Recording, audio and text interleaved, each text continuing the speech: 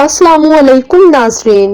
दुनिया एक बार फिर जंग के दहाने पर खड़ी है। अमेरिका और ईरान के दरमियान खींची गई तलवारें अब म्यान में जाने को तैयार नहीं। पाकिस्तान की सालिसी, बहरी नाकाबंदी और समंदरों में गूंजती हुई जंग की धमकियां।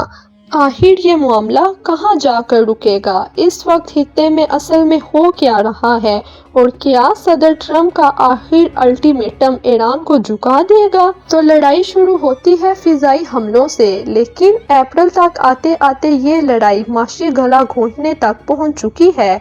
सदर ट्रंप ने ईरान की तमाम बंदरगाहों को मुकम्मल नाकाबंदी कर रखी है। माहिरीन का कहना है कि इस नाकाबंदी से ईरान को रोजाना $500 मिलियन का नुकसान हो रहा है। ईरान ने भी जवाब में आबनाए हुर्मुज़ को बंद कर दिया है, जहां से दुनिया का 20% तेल गुजरता है।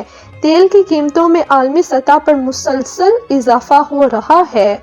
नाजरीन, फौजी महाज पर सूरत हाल ये है कि अमरीकी त्यारा बरदार जहाज अब खलीज में पहुंच चुका है। अब वहां 3 अमरीकी बेड़े मौजूद हैं। दूसरी तरफ ईरान ने अपनी मिसाइल फोर्स को हाई अलर्ट कर रखा है। सदर ट्रंप का हालिया बयान है कि अगर किसी ईरानी कश्ती ने बारूदी सुरंग बिछाई तो इसे तबाह कर दिया जाएगा।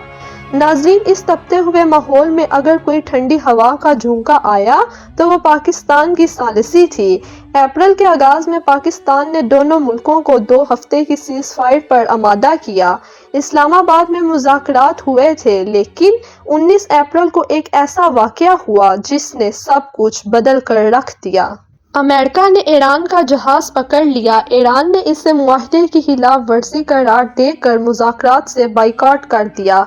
पाकिस्तान की कोशिशें फिलहाल तातुल का शिकार हैं। नाज़रीन, सदर ट्रंप ने सीज फायर में तोसी तो कर दी, लेकिन इनका कहना है कि वो किसी मुआहदे के लिए जल्दी में नहीं हैं। वो जानते हैं कि वक्त गुजरने के साथ साथ ईरान की मईशत कमज़ोर हो रही है।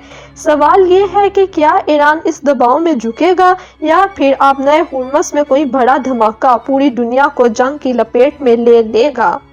आपके ख्याल में क्या पाकिस्तान इस जंग को रोकने में कामयाब हो पाएगा या फिर 2026 की ये कशीदगी किसी बड़े आलमी बहरान का बाइस बनेगी? अपनी राय का इजहार कमेंट्स में ज़रूर कीजिएगा। हम सबका अल्लाह निगहबान।